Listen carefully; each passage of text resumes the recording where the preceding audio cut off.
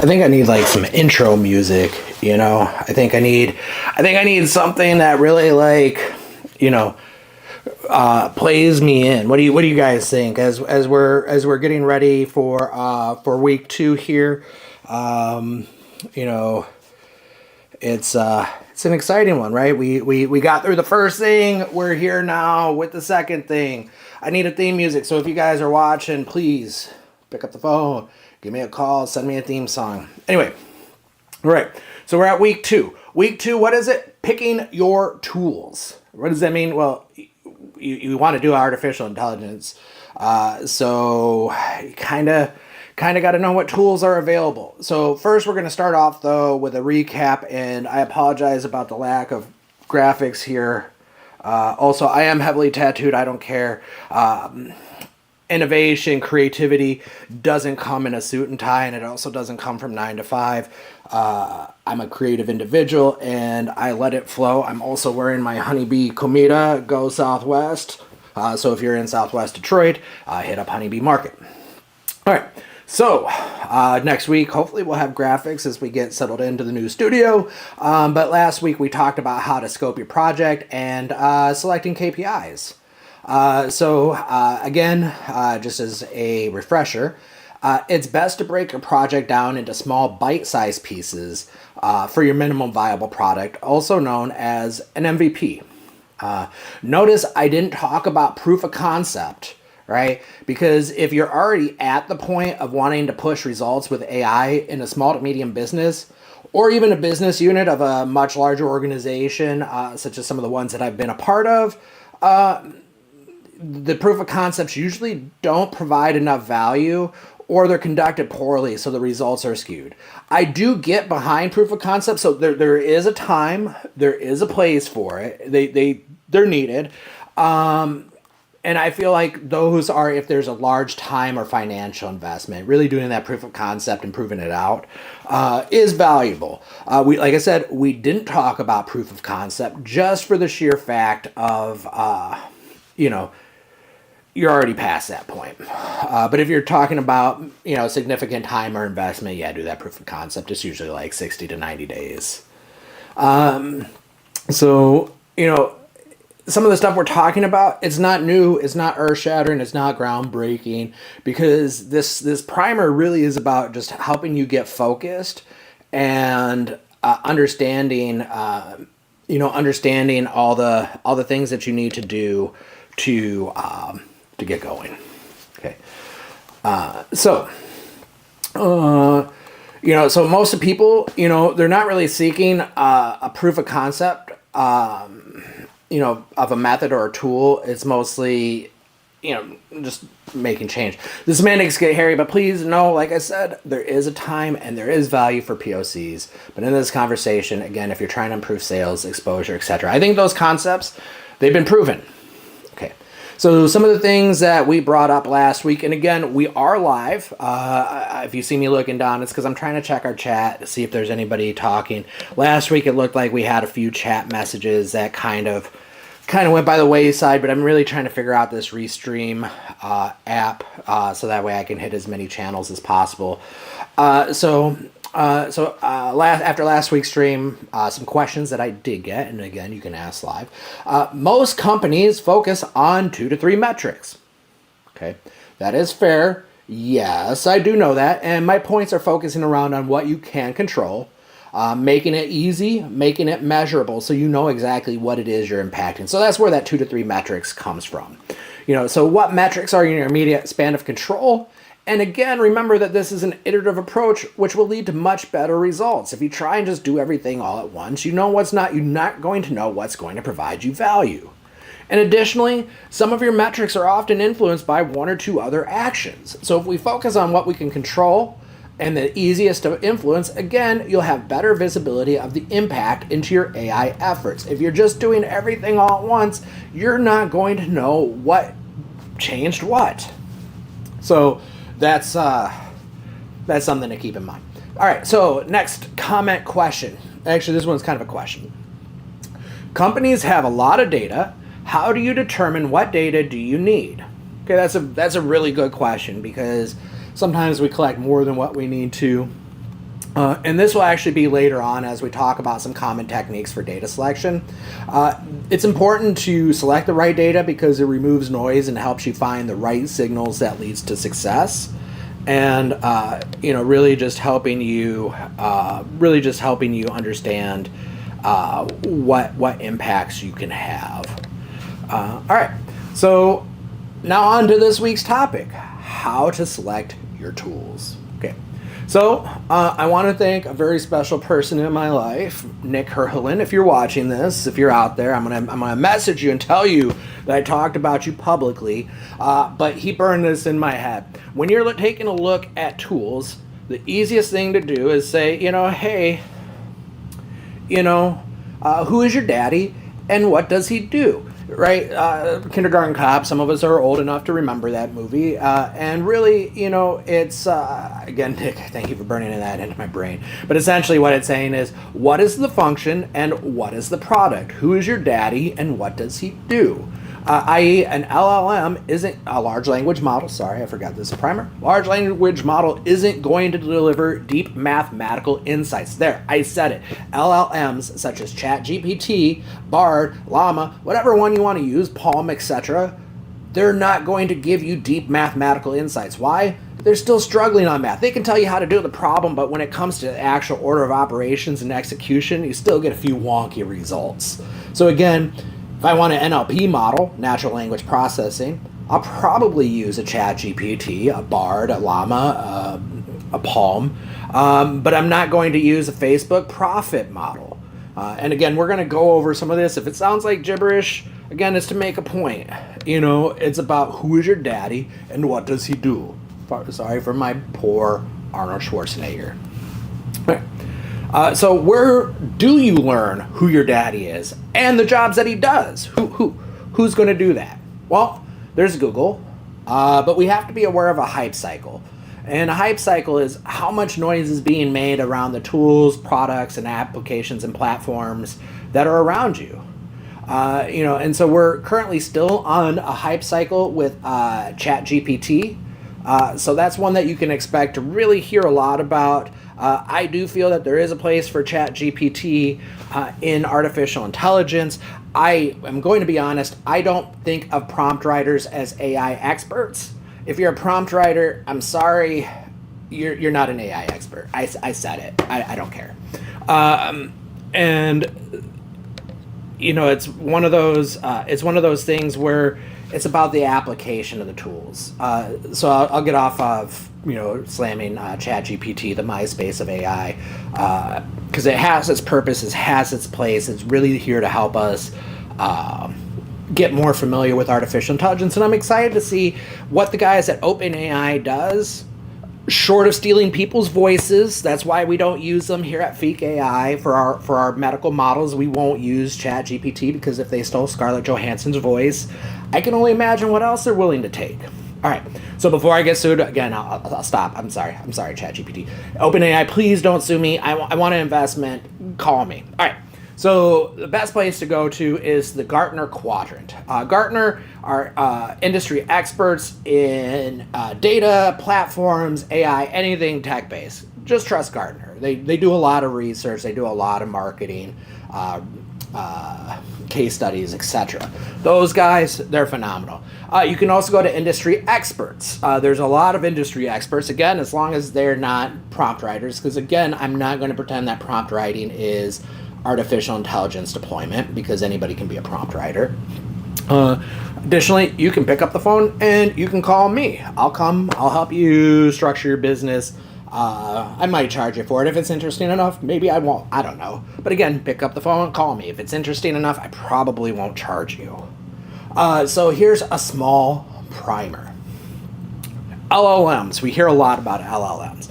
And that's short for large language models, such as ChatGPT and Llama. Those are really good at being able to help summarize pages, help you write a story, even improve some of your reporting, etc.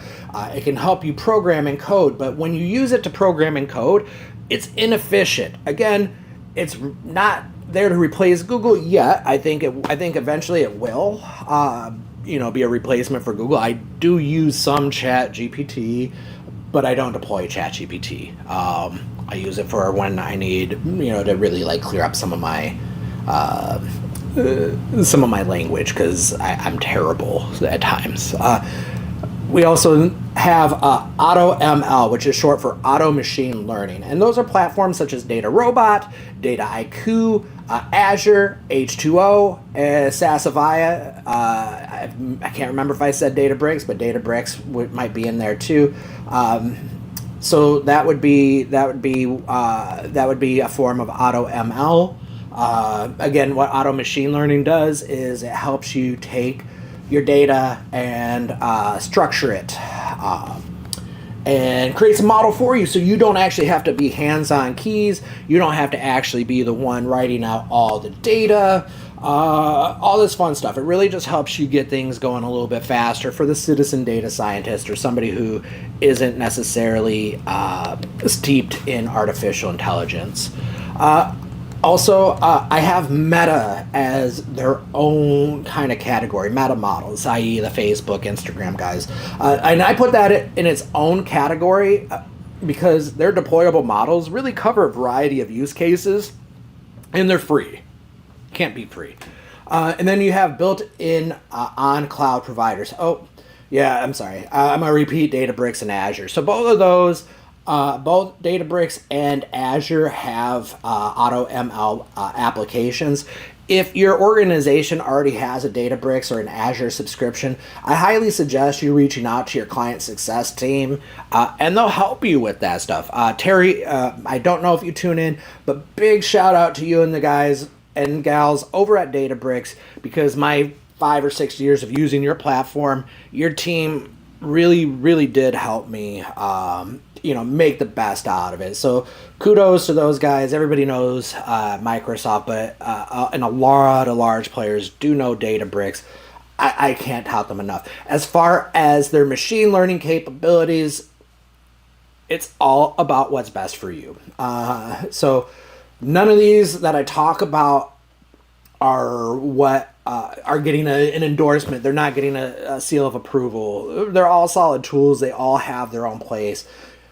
You wouldn't use a hammer to screw in a nail, to screw in a screw. I almost said screw in a nail. That's not how it goes.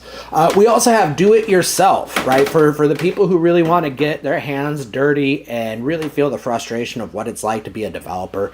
You can create your own artificial intelligence algorithms. You can create your own models. You can do all sorts of fun stuff.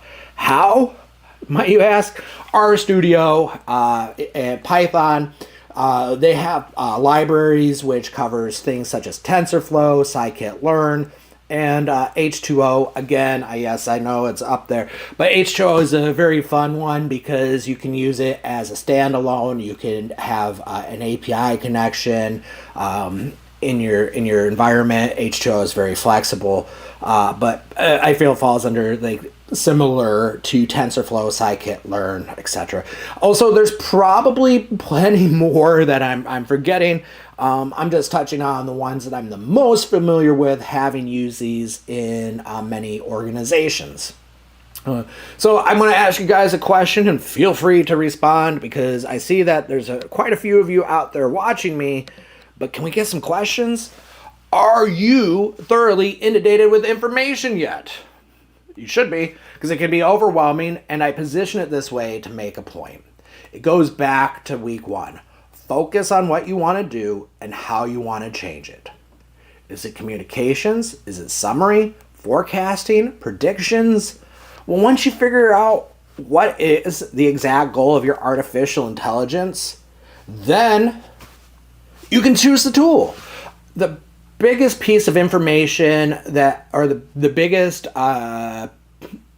biggest thing that stuck with me, 2017, I was at the Predictive Analytics World Conference, and I was listening to the head of UPS, Go Brown, talk about how they rebuilt their GPS systems because of the fact that when you were using Google Maps or Apple Maps at that time, sometimes it would give you an undesirable location or route, and they were able to figure out how to redo their GPS to make it make sense for them. The statement that he made was simple, and it's one that I stand by. If you're chasing artificial intelligence, then it's like a dog chasing a car. You're not going to know what to do with it once you get it. And that's why I really focus the conversation this way. Because you can't start with the tool in mind. You have to start with the outcome in mind. And once you have the outcome in mind, then you can assess your skill set and your tech stack. And you can determine, oh, hey, I have Azure. I have Databricks. Maybe I use one of their AutoML tools, And again, if you're unsure of what your goal should be, please revisit video of week 1 and identify what you know that you can quickly impact and figure out a way in which you can measure it or how to collect the data. And with that goal, you should be able to back into a solution. And again, if your tech stack already has Azure Databricks, maybe you're already set. Your support specialist should be able to assist you with getting an environment set up. And another one is, do you have data engineers already? If you have data engineers, maybe DataRobot's better than Dataiku. Who knows? Again, one isn't better than the other. A hammer's not better than a saw. They just have different utilities. So, do you need a structured data? How much volume do you have? Everybody knows, if you're in advanced analytics, the 4 V's. How much programming experience do you have? All of these will help you determine your tool set.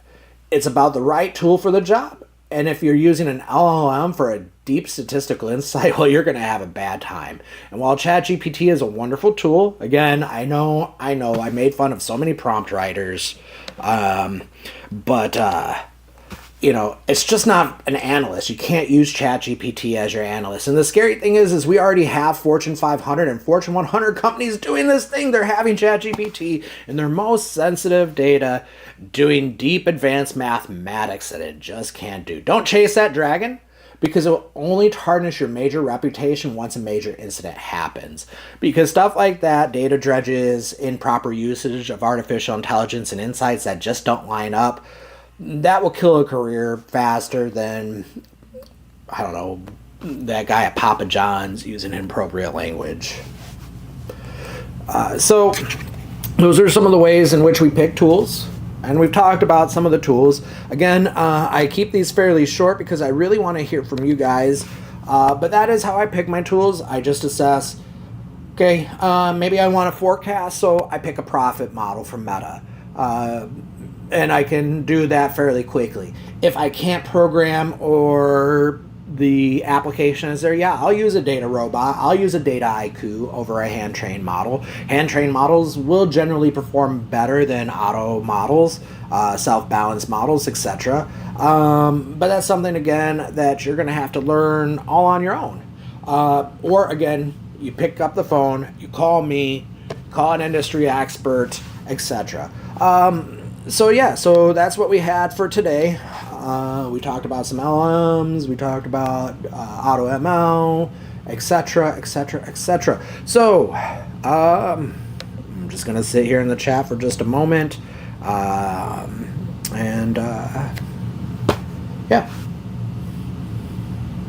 All right, going.